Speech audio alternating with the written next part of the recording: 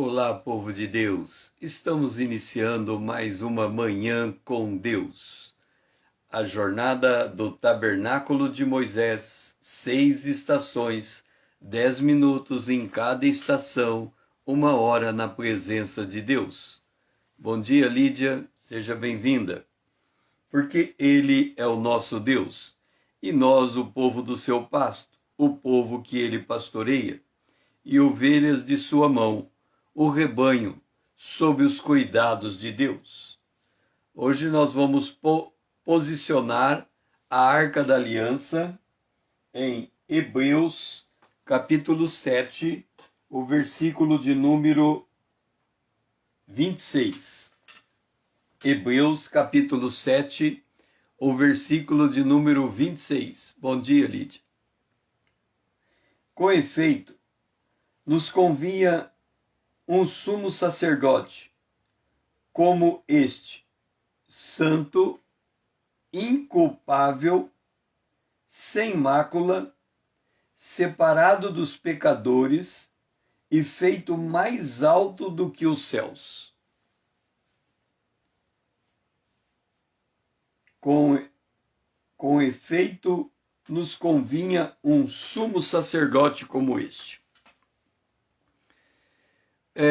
Uma das coisas que tem ficado bem claro para mim nesses estudos todos que temos feito, na Manhã com Deus, nas lives das 20 horas, é o papel, o posicionamento de Jesus Cristo como Filho do Homem.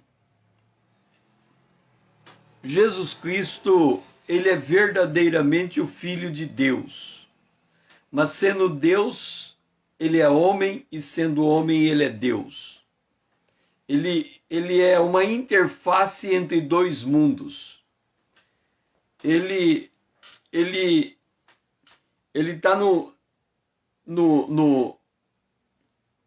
ele é a pedra de esquina que os edificadores rejeitaram. Vamos entender isso. Deus criou os céus e a terra.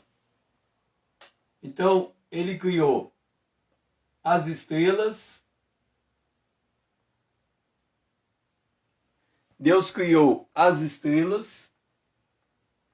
Deus criou o sol. E Deus criou a terra. Deus criou o universo. Esse universo que Deus criou,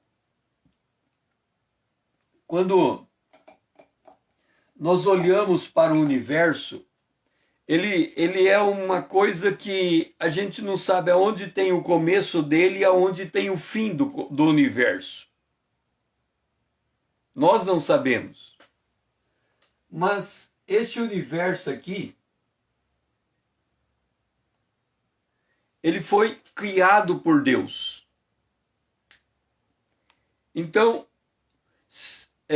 o que nós temos aqui? A terra, e nós temos aqui os céus.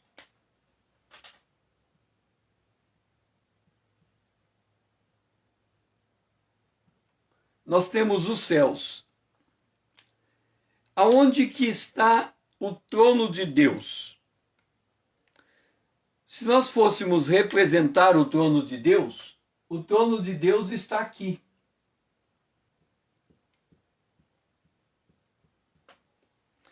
Mas como que nós vamos entender o trono de Deus lá naquele lugar, fora do universo? A gente não consegue entender. Porque Deus transcende o universo. O universo diante de Deus é como uma bola de futebol diante de nós, aos nossos pés. Então Deus transcende o universo. Ele é onipotente, onipresente, onisciente. Seja bem-vindo, Eduardo. Bom dia. Ele é onipotente, onisciente, onipresente e ele transcende o universo. Aí, você pega aqui a terra Então aqui nós temos o planeta Terra, e dentro do planeta Terra nós temos Jesus Cristo, o Filho do Homem. Então, observa o que nós estamos falando. Nós estamos falando Salmo 8. O que é o homem para que Deus se atente para ele? Olha o tamanzinho do Filho do Homem perante o universo. E olha o que o Hebreus capítulo 7, 26 diz. Ele foi separado dos pecadores e feito mais alto do que os céus. Se aqui está os céus, e os céus é todo o universo criado, e ele está mais alto do que os céus, ele está aqui, ó, à direita do Pai. Quando Paulo fala aonde Deus está, o Pai, ele diz assim, Deus o Pai habita em luz inacessível. Entenda, quando nós falamos que Deus o Pai habita em luz inacessível, o Filho está no Pai, e ele saiu da terra e foi elevado a uma posição mais alta do que os céus. Então ele transcendeu os céus. Ele voltou à sua glória antiga.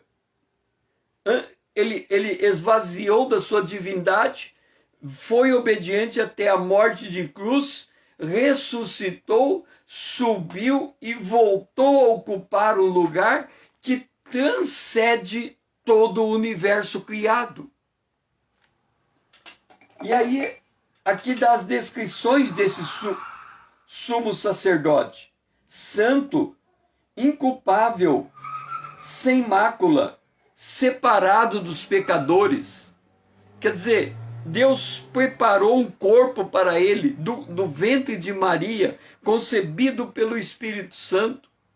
Ele foi levado para fora da cidade para ser morto. A ira de Deus desceu sobre ele, mas ele foi qualificado como cordeiro e ele foi ressuscitado e ele foi elevado e ele se posicionou e ele está fora do âmbito do universo, está acima de todas as coisas. Quando Jesus diz, todo o poder me foi dado nos céus e na terra, ele está acima dos céus, acima da terra, ele transcende todas as coisas criadas. Esta é a posição. Mas ele não ocupa tão somente uma posição como Deus, porque no princípio era o verbo era Deus, o verbo estava com Deus, está tudo no passado, porque agora esse verbo se fez carne, voltou a ocupar como filho do homem à direita de Deus. Ele é o homem representando a humanidade remida, na presença de Deus, na posição do sumo sacerdote, aquele que se coloca em mediação entre Deus e o homem, aquele que prepara o ambiente para o homem entrar na presença de Deus. Quando nós dizemos Deus busca os verdadeiros adoradores que o adorem em espírito e em verdade, o sumo sacerdote, ele prepara o cenário para essa adoração, ele prepara o caminho, e o caminho dele é o caminho de sangue. Ele criou um caminho, todo ele marcado pelo sangue do Cordeiro, para que nós saiamos da nossa posição e cheguemos à presença de Deus. Pai, nos ajuda a entender e reconhecer a posição de Jesus na ordem das coisas do Senhor. Porque Jesus, sendo teu Filho unigênito, ele se esvazia da sua divindade. Ele vem, paga o preço pela nossa redenção. E ele é exaltado por ti, acima dos céus. Senhor, e ele está na posição de sumo sacerdote. Aquele que intercede por nós. Aquele que prepara o ambiente para nós entrarmos na tua presença. Nós glorificamos a ti por estarmos nessa dependência, por termos este acesso mediado pelo teu Filho. É a nossa oração, em nome de Jesus, o teu Filho amado, a quem nós amamos. Amém. Vamos para Hebreus capítulo 8, versículo 1, onde está posicionado o altar de ouro. Ora, o essencial das coisas que temos dito é que possuímos tal sumo sacerdote que se assentou à destra da majestade nos céus. Paulo fala que ele subiu até o terceiro céu e ele ouviu palavras inefáveis que não é lícito ser transmitida ao homem carnal. Então, Jesus, a essência do que temos dito é que possuímos tal sumo sacerdote que se assentou à destra de Deus. O trono de Deus, ele se assentou à destra de Deus. É interessante que quando coloca Jesus sentado, Jesus está sentado reinando. Quem reina o universo, quem governa o universo é Deus, o Pai. Ele é o que governa o universo. Aí você fala assim, César, mas Deus o Filho não é também Filho? Não é também Deus? Ele não teria que governar junto com o Pai? Jesus disse, toda autoridade me foi dada nos céus e na terra. Então por que você está falando que o Pai governa a terra e não o Filho? E ele está sentado, o Filho está sentado à direita do Pai. É por causa de Hebreus capítulo 1, versículo 13. Ora, a qual dos anjos jamais disse, assenta-te à minha direita, até que eu ponha os teus inimigos por estrado dos teus pés. Nós temos que entender a beleza, a grandiosidade daquilo que está sendo feito. A coisa mais importante do universo é a sujeição, a humildade diante de uma autoridade. Deus, o Pai, é a autoridade máxima do universo. Não porque ele é autoridade no sentido que ele é. Lembrando que nós temos um filho do lado dele. O Filho também é. O Espírito Santo também é. Porque em Deus não há distinção. Tudo que há no Pai, há no Filho, há no Espírito. Então, em Deus, há uma perfeita unidade. Só que dentro desta unidade, o Filho diz para o Pai, eu ocupo a mesma posição que o Senhor ocupa. Não tem diferença entre nós dois. Nós criamos a humanidade, nós criamos o universo, nós criamos os anjos. Os anjos, parte deles se rebelaram. O homem desobedeceu e caiu em pecado.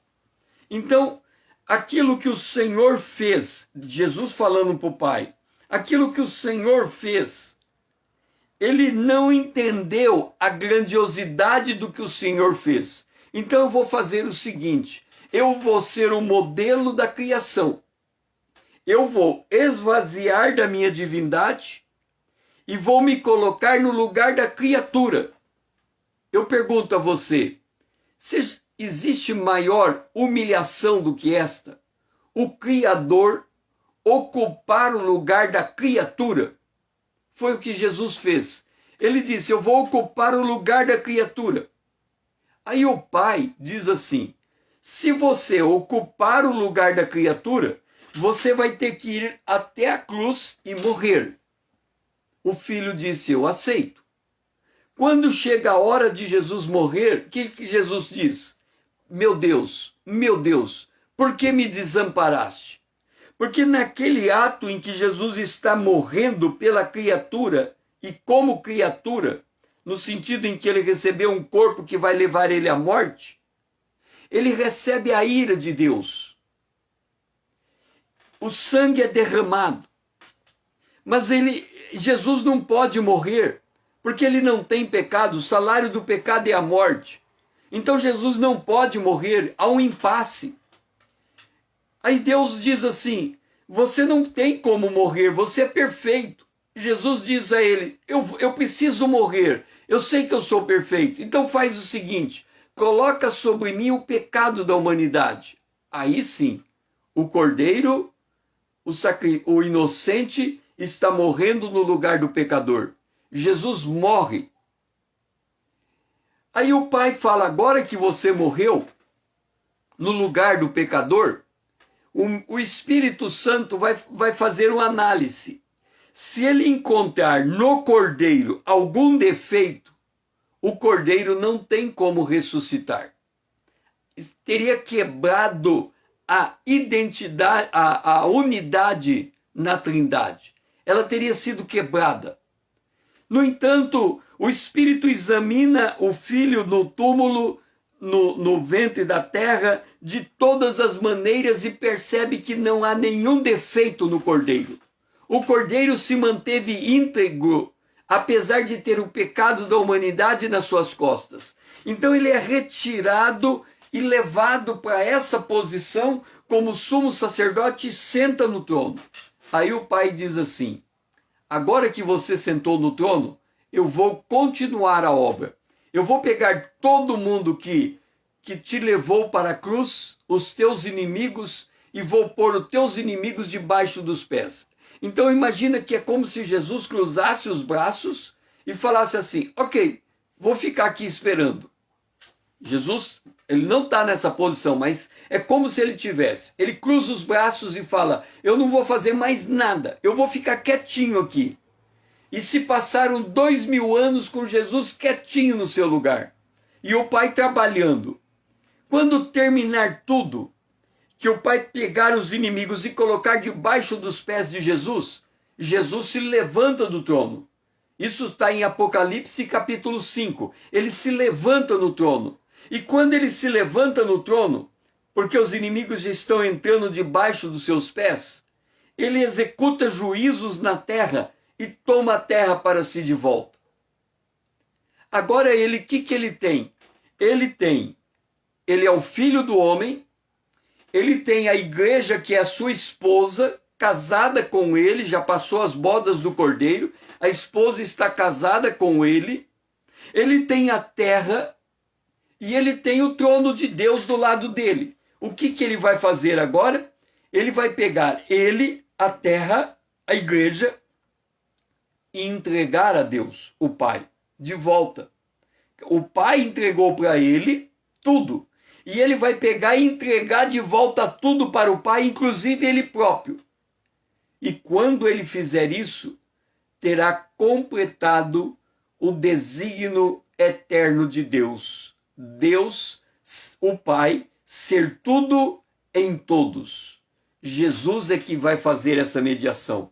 Então, a essência da coisa é isso, é Jesus sentado no céu, completando esse plano divino extraordinário em que todo o universo vai convergir em Deus o Pai, porque Jesus vai ser a liga de todo o universo, o sumo sacerdote, o mediador, o que vai cuidar para que tudo dê glória a Deus o Pai. Esta é a glória do Filho, de se sujeitar ao seu próprio Pai, sendo igual ao Pai. Deus nos ajuda a entender a sublimidade do comportamento de Jesus. Porque o homem é soberbo por natureza. Ele não quer se submeter a ninguém, ele não quer pedir ajuda de ninguém, ele quer fazer tudo sozinho, como Adão no jardim do Éden. E o Senhor viu que Adão, estando só, não era bom. Mas é a tendência do ser humano. A gente quer ser só, fazer tudo sozinho. E isto não é bom. Nos ajuda a ter o exemplo de Jesus, que se submeteu a ti, para fazer tudo por causa de ti, e não sozinho. Senhor, dá-nos esse discernimento. É a nossa oração, em nome de Jesus, o teu Filho amado a quem nós amamos. Amém. Vamos para o café da manhã, está em Hebreus capítulo 7, versículo 28. Porque a lei constitui sumo sacerdotes a homem sujeito à fraqueza, mas a palavra do juramento que foi posterior à lei constituiu o Filho, perfeito para sempre. É muito difícil para nós entendermos esta verdade. A única maneira de nós entendermos, ter uma noção do que está sendo dito, é à luz de Filipenses capítulo 3. Filipenses capítulo 3, o apóstolo Paulo fala que Jesus não teve por usurpação ser igual a Deus. Ele abriu mão dos efeitos da sua divindade. Ele não tinha como abrir mão da sua divindade em si. Tipo assim, eu sou filho do meu pai. Eu não tenho como abrir mão da minha constituição em DNA. Mas eu posso abrir mão de ser o filho do meu pai para ser o empregado do meu pai. Eu sendo filho do meu pai, eu tenho todos os privilégios de filho.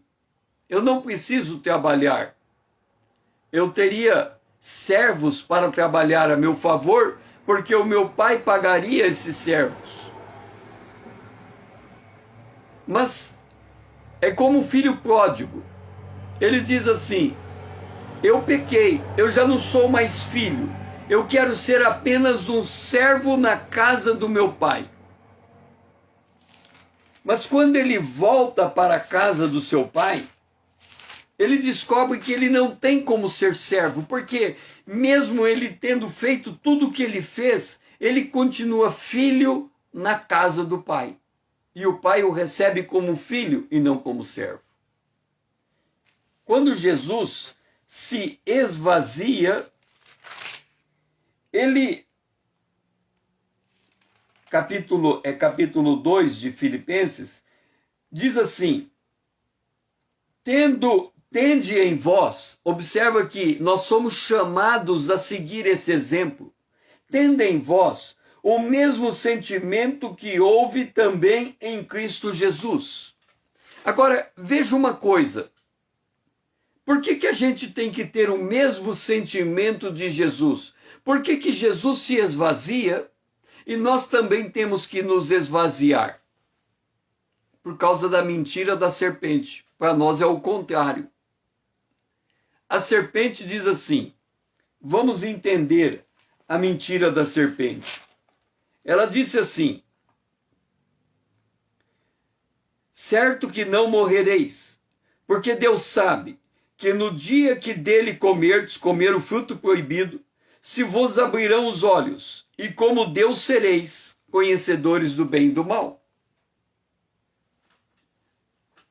Observa, a serpente mentiu para nós, e ela disse: se você a conhecer, você vai ser igual a Deus. Se você conhecer, você vai ser igual a Deus. Conhecer o quê? O bem e o mal. Qual que é a mentira para nós? A mentira para nós é que o conhecimento, o governo diz assim, o mundo diz assim, a salvação da humanidade está na educação. Então nós temos que gastar dinheiro na educação para que as pessoas aumentem o nível de consciência e sejam um homem melhor. Então a salvação da humanidade está na educação. No entanto, todos os anos que temos de vida, a humanidade tem de vida, ela tem investido na educação e o mal continua na terra. Porque a nossa soberba nos faz pensar que se a gente dominar o conhecimento, seremos igual a Deus. Seria mais ou menos, salvo as proporções, nós temos que entender isso, como se Jesus dissesse: eu sou Deus, e Ele é, então eu não preciso de Deus. Aí é problema, porque ele quebra a unidade. Eu sou Deus porque Ele é, mas eu não preciso de Deus. Aí é problema, porque ele quebra a unidade. O que ele faz? Ele diz: eu sou Deus, Ele é, mas eu não vou ocupar a posição de Deus. Ele se humilha. Qual é a lição para nós? Nós não somos Deus, de fato nenhum, nós somos homem. E diante de Deus nós nos humilhamos.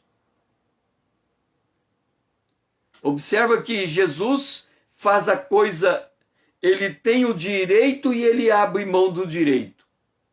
Nós nem direito temos e queremos ocupar o lugar de direito. Essa é a soberba. Jesus tem o direito e ele abre mão do direito. Nós achamos que temos o direito e não abrimos mão dele. Nós queremos ser igual a Deus por nosso esforço. Qual é o segredo? Jesus tem o direito e abre mão do direito. Nós não temos o direito e nos humilhamos perante aquele que tem o direito. E aqui nos encontramos com Jesus.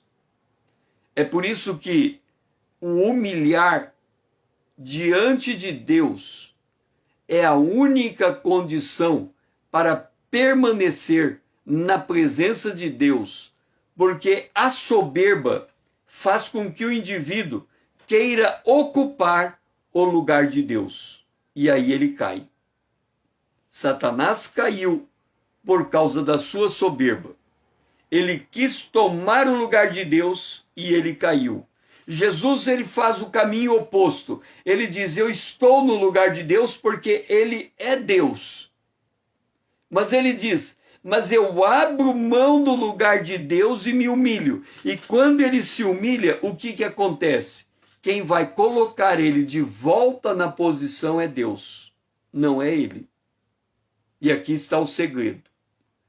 Quem vai nos exaltar é Deus, não é o homem. Aí você diz: César, como que é isso? É o que está escrito aqui, Hebreus capítulo 7, 28. A lei constituiu o homem sujeito à fraqueza, mas aquele sumo sacerdócio teve que ser removido, o sacerdócio dos levitas. E agora Deus constitui o Filho perfeito para sempre, quer dizer, Jesus, que ocupou a posição humilhante de homem, foi elevado às alturas acima dos céus, e ali ele permanece para sempre. Nunca mais lhe será tirado esta posição. Pai, nos ajuda a aprender a lição da humildade com Jesus. Ele era Deus, ele é, mas ele era Deus por direito. No entanto, ele se esvaziou da sua divindade e se fez homem. E como homem, ele foi obediente até a morte de cruz. E foi o Pai que o tirou do túmulo e levou de volta à posição original, para a mesma glória que ele tinha antes.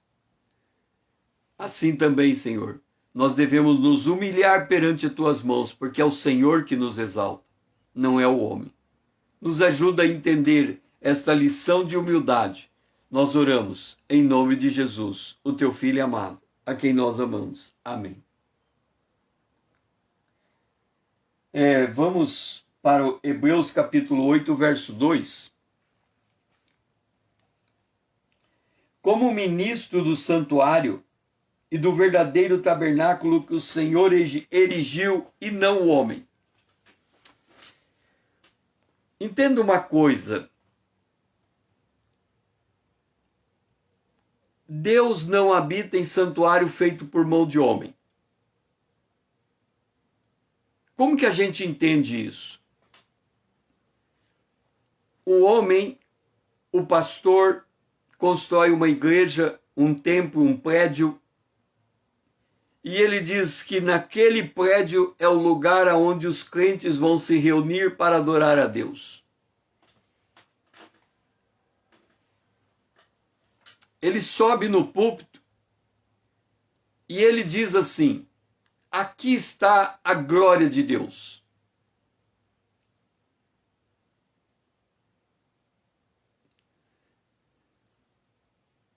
A glória de Deus está na vida de cada indivíduo convertido, nascido de novo naquele ambiente. Porque Deus não habita no prédio feito pela mão do homem. Deus só habita naquilo que ele faz. E ele criou, ou ele regenerou o homem perdido. Ele criou, fez o homem nascer de novo. O homem estava morto no seu delito e pecado, e Deus fez ele nascer de novo. Quando esse homem nasce de novo, Deus pode habitar no coração do homem. Jesus é o sumo sacerdote, ministro do santuário. De que santuário? E do verdadeiro tabernáculo. De que tabernáculo? Deixe-me dizer uma coisa.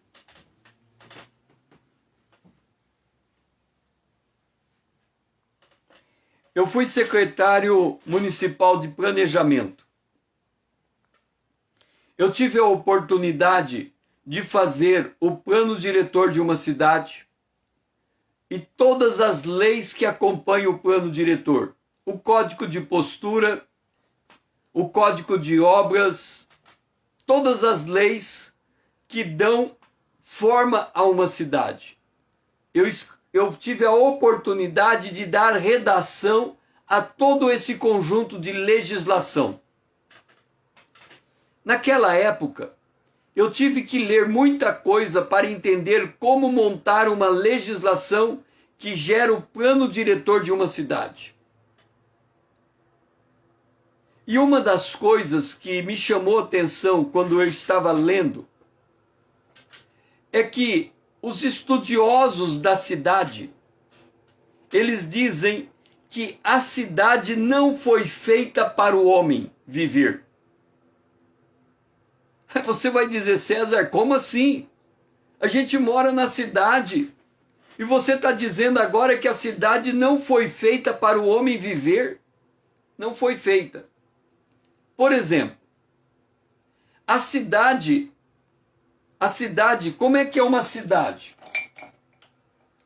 Nós temos aqui um quarteirão, um quarteirão, um quarteirão, um quarteirão, e nós temos uma rua.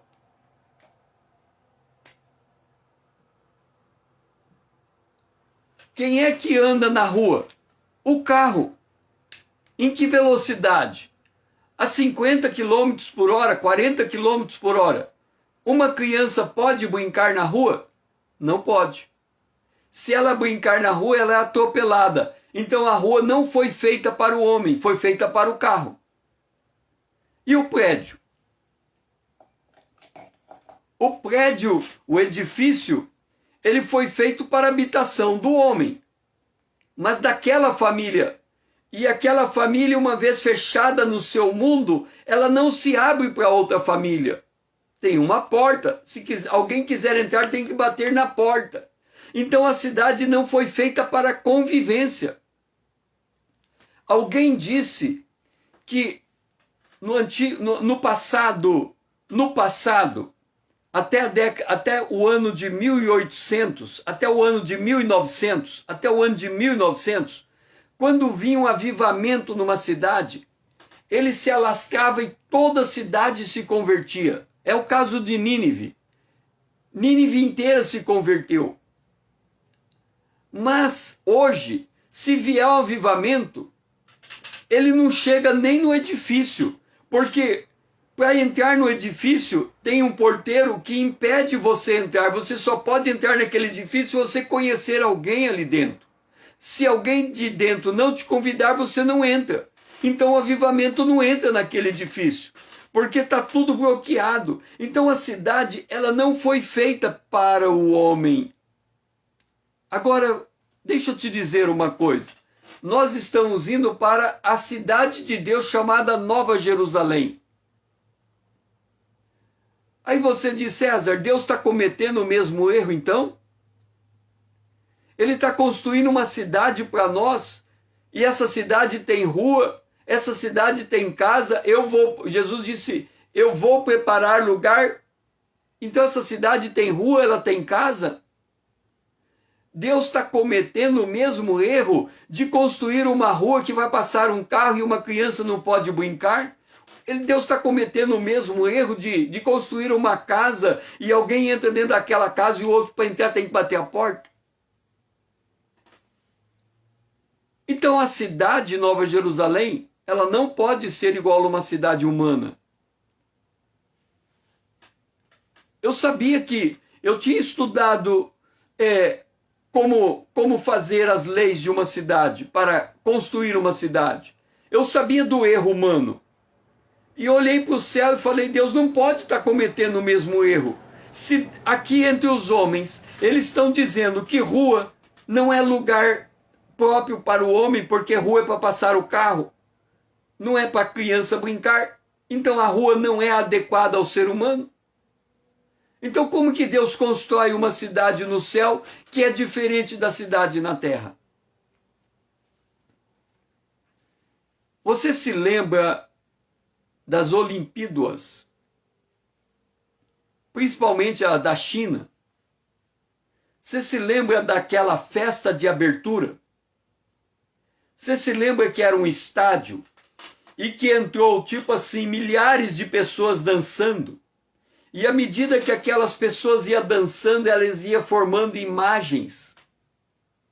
Elas iam formando figuras. Eram seres humanos em um ritmo, e a cada movimento dos seres humanos, quem olha de longe vê uma figura. Assim é a Nova Jerusalém. Ela não é, quando a gente fala muro, quando a gente fala porta de pérola, não é porta de pérola. A pérola representa evangelista. É como se um monte de evangelista estivesse reunido no mesmo lugar, dançando o canto da vitória, e você olhando de longe fala que pérola bonita, mas quando você chega perto não é pérola, é um conjunto de seres humanos formando uma bola. A cidade Nova Jerusalém, ela só vai existir como cidade quando todos os salvos estiverem reunidos no mesmo lugar. Se eles saírem daquele lugar, a cidade se desfaz. Se eles se reúnem, a cidade se monta. A cidade é isto. O ministro do santuário e do verdadeiro tabernáculo que o Senhor erigiu, e não os homens. E nós somos pedra viva do santuário. Quando esses montes de pedras se reúnem, elas formam o santuário de Deus. Então, o Senhor está montando os salvos para formar o templo, o tabernáculo. Pai, nos ajuda a discernir que nós somos pedras do tabernáculo de Deus, erigida por Ti, regenerados por Ti. Nós nascemos de novo por causa da cruz. Nos ajuda, Senhor, a entender a beleza do lugar que ocupamos no Teu plano eterno. Jesus é o sumo sacerdote do santuário. Santuário somos nós, templo do Espírito Santo, edificados para a morada de Deus no Altíssimo. Nós glorificamos a Ti por tão honrada posição. Nós oramos em nome de Jesus, o Teu Filho amado, a quem nós amamos. Amém. Vamos para o verso 3 de Hebreus capítulo 8. Pois todo sumo sacerdote é constituído para oferecer tanto dons como sacrifícios. Por isso era necessário que também esse sumo sacerdote tivesse o que oferecer. O que Jesus tem para oferecer a Deus? Você já parou para pensar nisso? Quando a gente lê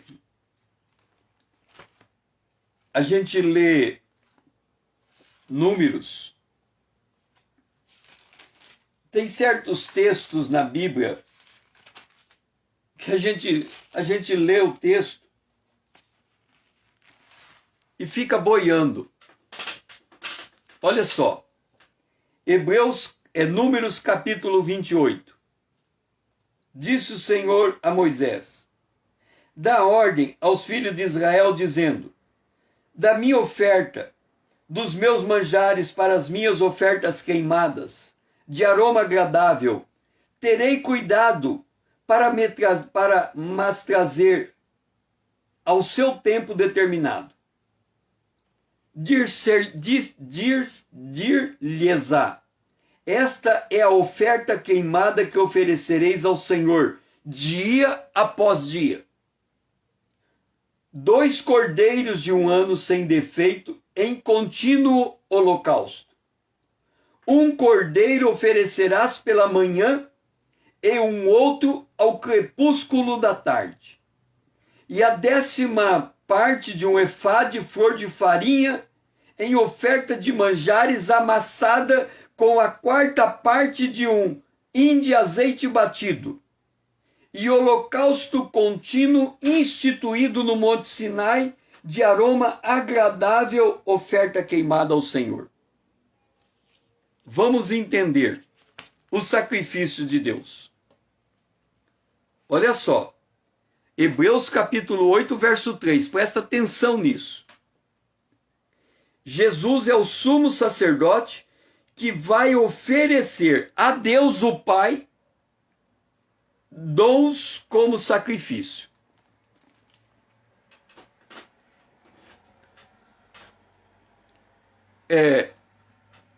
Eduardo, eu creio que algum dia você já deve ter contado uma história para sua filha, para os seus filhos. Então, eles estão deitados na cama, na hora de dormir você vai lá e conta uma história para ele dormir. Você já contou história para os teus filhos, Eduardo? Sim ou não?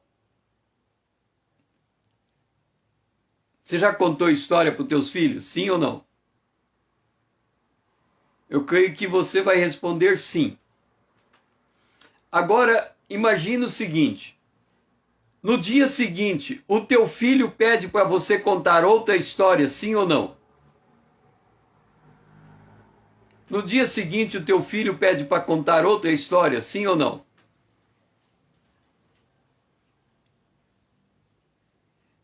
Ok. Eles querem ouvir de novo e de novo. Agora imagina Deus o Pai. Deus o Pai chama Jesus e fala assim: eu quero que você alegre o meu coração, me oferece uma história, ou me oferece um dom, ou um sacrifício. Olha o que está escrito em Números capítulo 28. Você vai ter que pegar um efá de flor de farinha, você vai amassar e você vai derramar azeite. Ok? Como é que Jesus vai fazer isso no céu? Flor de farinha amassada. Jesus disse assim: se o grão de trigo não morrer, fica ele só. Se ele morrer, ele dá muito fruto. A flor de farinha tem que ser amassada. Então você planta o trigo, colhe o trigo, amassa o trigo, derrama azeite sobre o trigo e apresenta diante de Deus. Lídia, olha como que Deus vai fazer isto. Como que Jesus vai fazer esse sacrifício a Deus daqui 1 bilhão de anos? Presta atenção. Daqui 1 bilhão de anos, Lembra que lemos lá em Números capítulo 28, que todo dia tinha que ser oferecido sacrifício a Deus. Então tá o Deus o Pai no trono, o Filho do lado, e daqui 1 bilhão de anos, ele vai ter que pegar o azeite, não, pegar o trigo, pegar a farinha, ele vai ter que pegar, vamos lá, 28. Vamos ver o que ele pega aqui.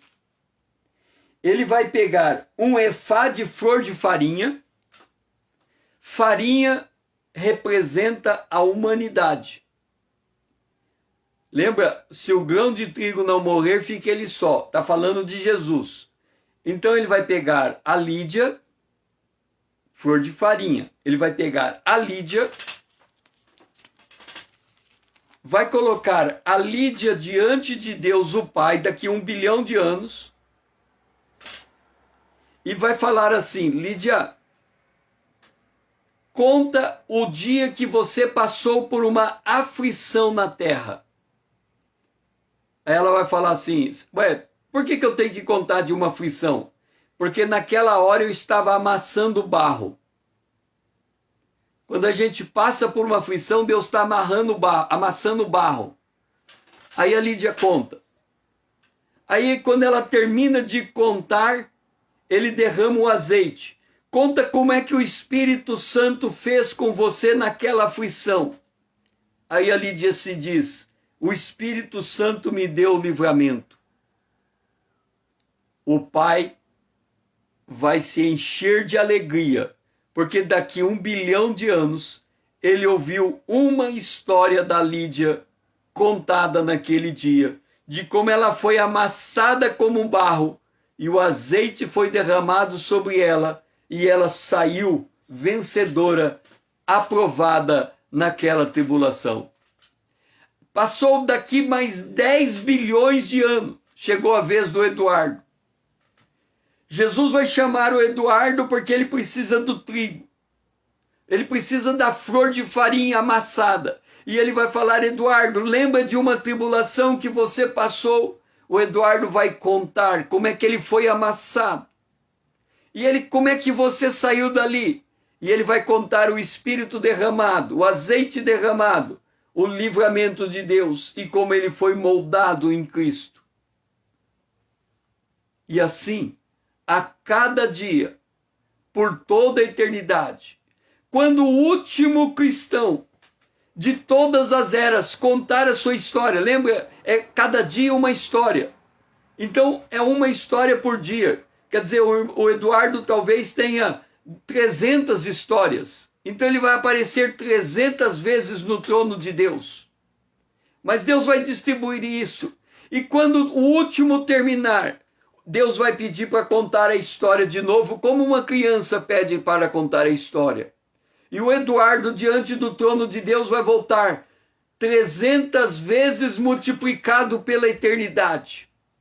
Porque Deus vai querer ouvir de novo, e de novo, e de novo, como é que ele foi amassado na terra como barro, e como é que o azeite foi derramado sobre a sua vida, e ele foi moldado na imagem de Cristo. E de novo, as nossas histórias serão contadas. Lembra quando aquela mulher contou, aquela mulher derramou o perfume, Jesus disse: essa história será lembrada para sempre. Porque ela derramou o perfume nos pés de Jesus. Aquela história está sendo contada desde aquele dia até os dias de hoje e vai ser contada por toda a eternidade. Quantas vezes a história daquela mulher foi contada? As nossas histórias serão o sacrifício contado por Jesus ao Pai por toda a eternidade. Pai, nos ajuda a entender que nós seremos as histórias contadas na eternidade ao Pai, como sacrifício do sumo sacerdote, o Filho, entregando o dom, entregando a flor de farinha amassada com azeite derramado. É a nossa vida sendo contada e contada e contada e contada. Como que nós vamos ansiar, Senhor, por chegar o nosso dia, a nossa vez de voltar a contar a nossa história, e vamos passar a eternidade contando a nossa história a Deus o Pai. Que honra, Senhor! Que honra, Senhor! Que honra, Senhor!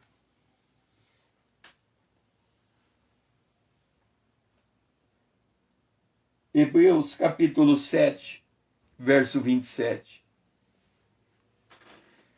Que não tem necessidade, como sumo sacerdote, de oferecer todos os dias sacrifícios, primeiro pelos seus próprios pecados, depois pelo do povo, porque ele fez isso de uma vez por todas, quanto a si mesmo se ofereceu.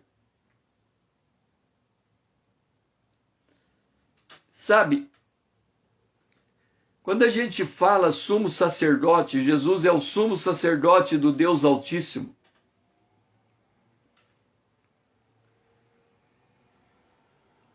Imagina o seguinte. Ontem eu tive que ir a um determinado lugar com minha esposa no centro da cidade e ela chamou o Uber. Quando você liga para o Uber, eu vou contar um outro dia. Eu nunca tinha andado de Uber. Aí a minha esposa, eu precisei ir para o centro da cidade e minha esposa disse, vai de Uber. Eu vou chamar o Uber para você. Ela chamou o Uber, ele apareceu aqui na frente de casa, eu entrei dentro dele. Primeira vez que eu ando de Uber. Aí eu cheguei no meu lugar de destino, levei a mão na carteira para pagar a viagem. O motorista falou assim para mim, tá pago. Falei, como assim tá pago? Não, já tá pago. Aí eu desci do Uber, meio sem entender aquilo. Entrei em contato com a minha esposa, ela falou, não, é que quando você chama o Uber tem um cartão aqui de débito, e aí ele já lança o débito no cartão, então você não tem nem que pagar, você já entra na viagem, já está paga. Falei, puxa, que maravilha.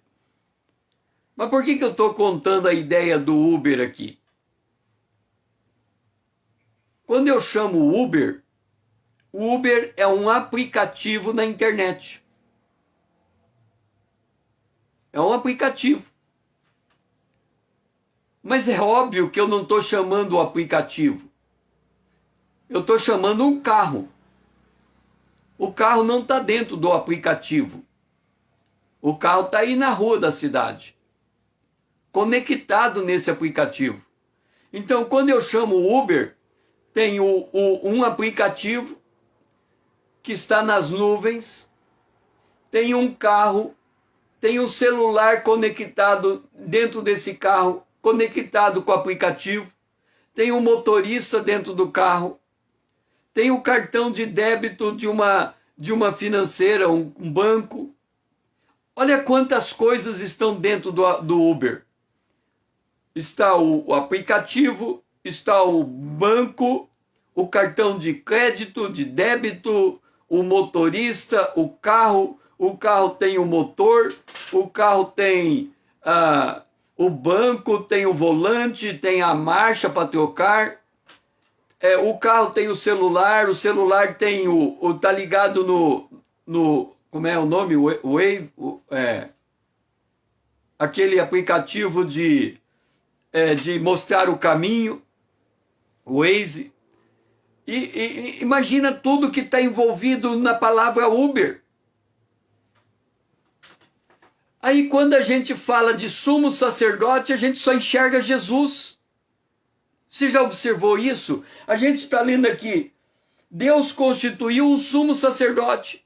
E a gente olha e enxerga só Jesus. A gente não percebe porque não é da nossa cultura. Se fosse um israelita, ele falaria sumo sacerdote. Ué, se tem sumo sacerdote, tem sacerdote. Se tem sacerdote, tem altar. Se tem altar, tem cordeiro. Se tem cordeiro, tem flor de farinha. Se tem flor de farinha, tem azeite. Se tem azeite, tem templo. Se tem templo, tem adorador. Se tem adorador, Percebe que quando falamos do sumo sacerdote, nós estamos falando de nós junto com ele. Porque, veja que absurdo. Veja como o governo, o governo pode ser altamente discrepante. Tem o prefeito, ok? Abaixo do prefeito tem o secretário. Abaixo do secretário tem o diretor. Abaixo do diretor tem o chefe. Prefeito. Quando eu falo para você prefeito, o que você pensa? Prefeito, prefeitura, prefeitura, servidores. Eu trabalhei numa prefeitura que tinha 700 servidores. Prefeito, 700 servidores. Quando você fala de secretário, tem secretário da educação. Nessa prefeitura tinha 400 servidores vinculados à educação. Então, o secretário da educação, 400 pessoas. Quando você fala do diretor, aí o diretor é menor. Ele é o diretor e ele tem 20 pessoas sob a sua direção. Mas na prefeitura pode chegar ao absurdo de você ter um chefe, a pessoa é nomeada por chefe e ela não tem nenhum subordinado. Chefe de si mesmo, é um absurdo. Ninguém jamais poderia ser nomeado chefe se não tivesse no mínimo 2 subordinados a ele. Mas tem lugar na prefeitura que o cara é nomeado de chefe e você chega lá e fala assim, cadê os teus fusos servidores? Ele diz, não tem ninguém, é só eu. Mas você é chefe? Sou chefe. Então por que você é chefe se não tem ninguém subordinado? É por causa do salário. Porque não tem sentido dele ser chefe de ninguém. Não tem sentido Jesus ser sumo sacerdote se não tiver um povo debaixo dele conectado com ele. Não faz sentido. Então, aqui diz no verso 27, ele foi feito, ele ofereceu um sacrifício para sempre. Sacrifício para quê? Para nos redimir, para nos salvar, para nos apresentar na presença de Deus. Então, quando lemos que temos um sumo sacerdote no céu, é porque nós temos acesso ao céu. Se temos um sumo sacerdote diante do trono de Deus, é porque nós podemos entrar na presença de Deus. É por isso que há um sumo sacerdote. Porque ele faz uma mediação entre nós e Deus. É por isso que nós temos que conhecer o sumo sacerdote. Porque é conhecer como é que nós podemos entrar na presença de Deus. Por isso que ele fez uma única vez o sacrifício. Ele nos salvou de uma vez por todas, para nunca mais termos que sair da presença de Deus. Por isso Jesus não tem vergonha de nos chamar de irmãos, porque ele é filho de Deus e nós somos filhos de Deus. Ele é filho unigênito de Deus, nós somos filhos adotados por Deus. Nós estamos na presença de Deus por causa de Jesus. Pai, nos ajuda a compreender a grandeza do privilégio que temos de estar na tua presença, porque temos um sumo sacerdote que uma única vez se ofereceu para ser exaltada a esta posição e nos colocar diante da presença de Deus. Que a gente possa andar nesse dia diante da presença de Deus. É a nossa oração. Em nome de Jesus, o teu Filho amado, a quem nós amamos. Amém. Foi muito bom ter você, Eduardo, Lídia, comigo esta manhã. Esse aviãozinho, marque ele todos os seus amigos e distribua esse vídeo para que outros possam ser fortalecidos pela fé nessa mensagem. Venha para a minha comunidade, quem não pertence a ela. Vamos tornar essa conta relevante no Instagram. Venha me seguir. Vamos fazer essa mensagem chegar mais longe. Hoje é sexta-feira, termina a nossa semana com Deus.